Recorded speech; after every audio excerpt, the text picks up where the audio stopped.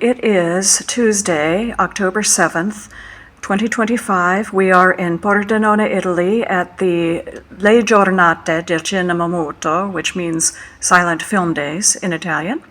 And please introduce yourself. I'm Steve Massa, and I'm curating one of the series here this year at the Giornate. The series that I've co-curated is The Chaplin Connection, 6 Degrees of Charlie. And it's about sort of the context around Chaplin's career, people that influenced him in early film and music hall, and then Charlie's influence on just about everybody else in the industry. So we're trying to show examples of all that. There are only 3 actual Chaplin films, although there's a lot of newsreel footage or home movie footage of Charlie. But that sort of gives you sort of his personal, the personal side. And I've co-curated it with Ulrich Rudel. We've worked on 2 other series for the Giornate. So that's what I'm doing here at the festival anyway. And how did you become involved in silent film in the first place? Well, it started when I was a child. I mean, really young, even preschool, like 4 years old. On American television in the late 1950s or early 1960s, they packaged silent films for children, as shows for children, and they would basically create live action cartoons. They would take out all the intertitles and condense the films, the shorts, into maybe 5-10 minutes, and they would have funny narration or funny music. Funny, not really funny, but they thought it was. But I loved them and I got hooked on them. And at the same time, I was watching Laurel and Hardy and the Little Rascals on television, and I recognized people who were in the Laurel and Hardy films or the Our Gang films in these earlier films. I didn't know their names or anything about them, but I could tell, oh, that's the same person, that's the same comedian. So I sort of got hooked at that point, and I really started noticing people, and certain people I liked, but it was hard to find information at that time. And then later there was Black Hawk Films, and they had their Black Hawk film catalog, so you could look through the catalog, and the catalogs had a lot of information, which helped fill in questions that I had, besides the fact that the films were available. And my local library had Black Hawk films, so I could borrow them from the library, and my grandfather would let me borrow his 8mm projector, and I could look at them in the basement. I could watch them. So that helped fill in a lot. It kind of really got me started, and it was really just my big interest. And for years, it was my focus. I mean, I had decided to be an actor, so I went to college and studied acting, but I was always interested in the films, and that was always the overwhelming kind of thing. And I think I wanted to be an actor because I liked these comedians in the films, and that's kind of what I did as an actor, was comedy roles. And then I moved to New York to pursue my acting career. And at the same time, though, I was going to the Museum of Modern Art. We were having wonderful screenings, and I ended up sitting in on films and classes at NYU for silent film. And in 1985, I ended up getting myself invited to International Federation of Film Archives did a symposium, slapstick symposium at the Museum of Modern Art. And I ended up getting invited, and at that, it was 2 days of nonstop slapstick films and lectures, people like Walter Kerr. And I realized, because I was talking to all the people from the archives who were there, who knew nothing about these people or nothing about the slapstick films or the slapstick studios. And I realized I actually knew something. And that sort of galvanized me to it was no longer a hobby. I wanted to get the information out. And I really realized I had stuff to share. And so I started sending around ideas to venues in the New York area. I was working at a revival house, the Regency, and they let me program and help program some silent films. But a big turning point for me was 1990. I had sent a proposal to the Museum of Moving Image in New York, And the curator at that time was Richard Kozarski, who I still know and who's here at the Giornate and has programmed a lot of like William S. Hart programs and things here. And he gave me an opportunity to do a program. So that was my first program in 1990. And then I ended up being recommended to do something at the Smithsonian Institution. And that kind of really got me started as a programmer. And eventually, I started doing a regular series in New York, the Silent Clown Film Series, and I wrote the notes every month and helped program the films. And it all grew from there. And doing the programs led to my writing, because I would expand things and create articles. I wrote for Griffithiana, the very last issue for Griffithiana. I had an article on Alice Howell and Gail Henry, two overlooked silent comedians. Again, and asked her if she would write the intro, if she would be interested. And she was interested. But it was going to be like a year later. And she's like, well, just get back to me at the time. I'd love to do it. And when the time came up, she wasn't a good time. She was deciding whether she wanted to move into the motion picture country home. And I didn't really want to bother her. It really wasn't a good time.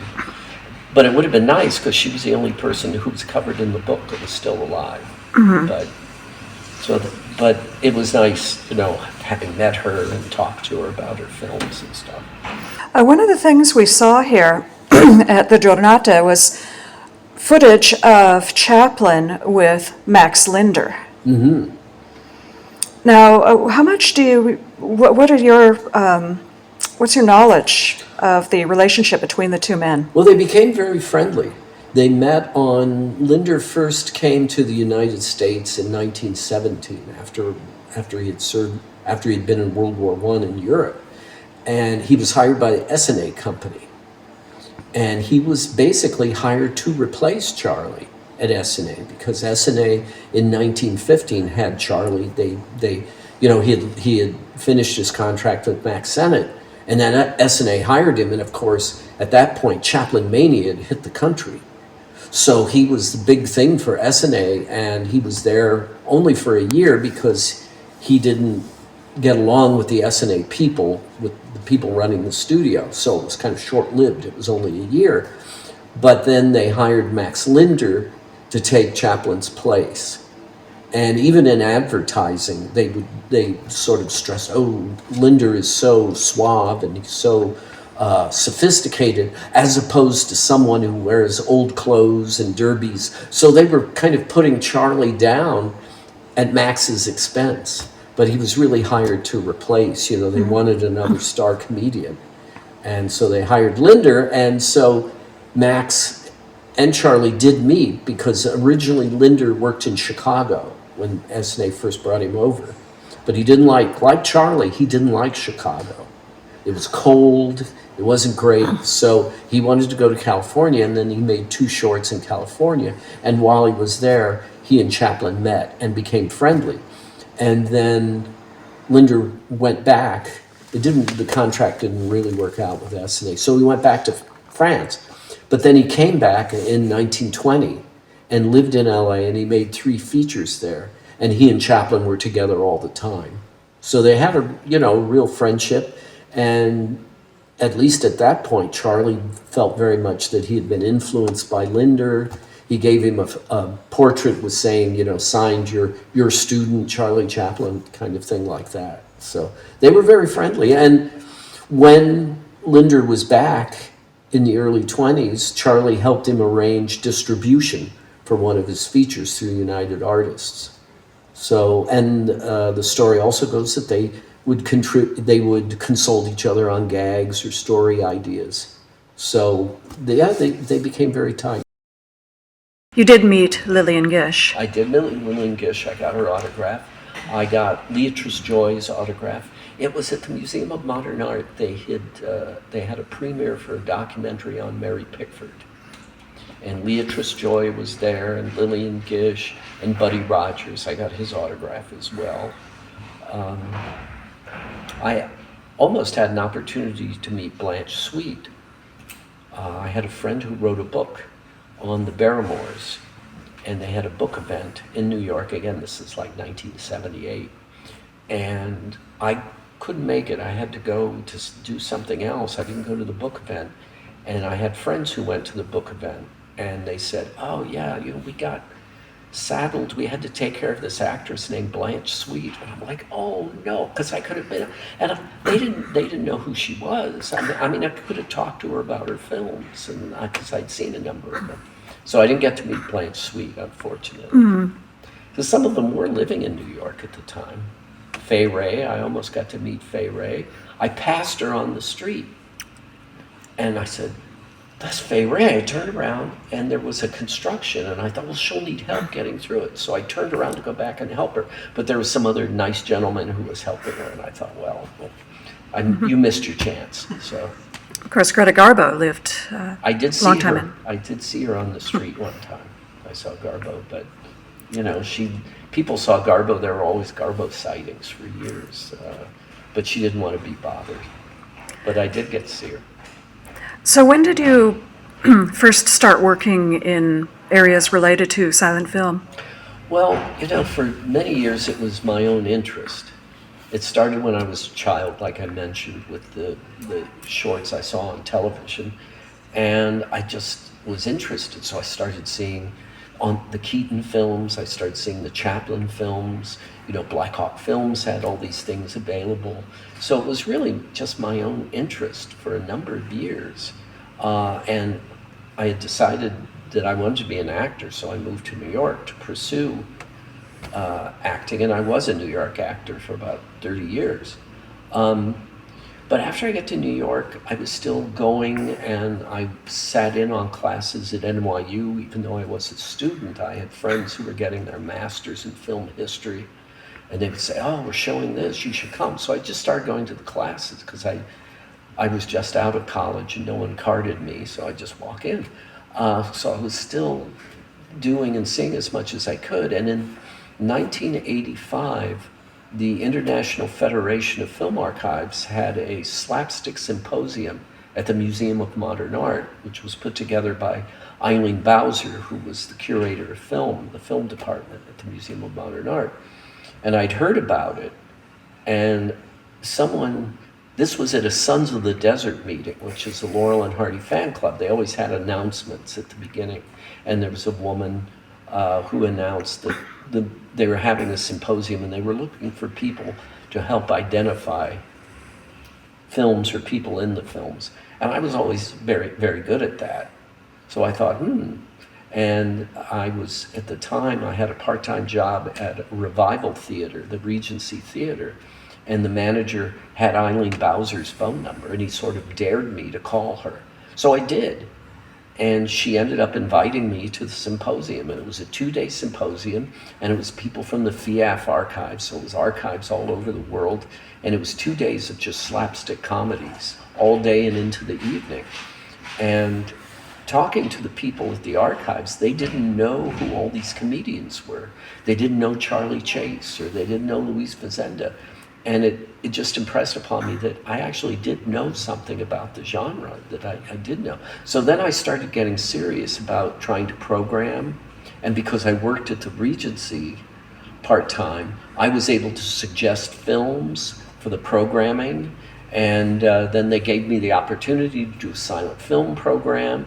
And then I started sending out ideas so there's a Museum of the Moving Image in New York, and I sent an idea, and I got contacted by Richard Kozarski, who was the curator. Of course, he's here, at the Giornate, and he liked my ideas, so we talked about doing a series, and we did. That was in 1990. That was my first film series.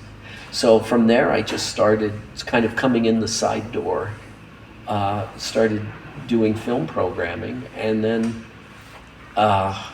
also, not long after that, I got involved with a group, the Silent Clown Film Series, where we have monthly screenings in New York, and I became the historian and co-programmer.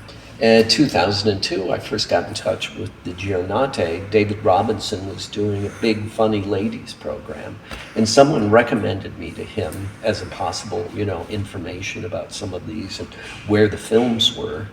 And he contacted me, and I suggested a number of films, and that was the first Giornate we came to in 2002. And through David, I programmed some of the mini festivals, not the main ones, but there's always sort of some mini things. And I did a Mabel Normand program or two. I did a Keystone Revisited, a couple of programs. And then a few years ago, there was a big program that was the Barrymores. And I did the Mr. and Mrs. Sidney Drew films. I programmed those and wrote the notes. And then Jay Weisberg became the director, and we're old friends, so right away he asked me to do an Al Christie program. So since then I've been doing programs here with Uli Rudell. We've been doing this Origins of Slapstick series. And I still do programming in New York. I've done things for the Library of Congress and different festivals, San Francisco Silent Film Festival. And then I've been writing notes for all these programs for years, and then I decided to write a book. And so I've written a few books, and so, I just keep trying to do more and more programs. It's really to get the word out on the films and the performers, because so many of the performers are neglected, and a lot of their films still exist, and they're very funny. So the idea is just to get it out there. So much is even on YouTube you can find. The collectors put their films on YouTube. Some of the most obscure things that I'm totally surprised when they turn up. Things that, we never thought I'd be able to see, and there they are almost at your fingertips. So it's amazing sometimes. But it's to let people know who these people were, that maybe they'd like to check them out. What are the titles of your books? Let's see, the first one was called Lame Brains and Lunatics. And that was a book where I took a lot of the notes I had been writing and expanded a lot of them into chapters, into like little mini articles. So it's different articles about sort of overlooked and forgotten aspects of silent comedy. The next book was Slapstick Divas, which was devoted to the women of silent comedy. So the first half is chapters on some of the most important women, and then the second half is a glossary and mini bios of as many of the women that I could get in there. The next book was Rediscovering Roscoe, and this is a book it's sort of an expanded filmography of Roscoe Arbuckle. So going film by film and exploring him as a comedy creator and director, and because so many of the books are all about the scandal, which I find the least interesting part of Arbuckle's career.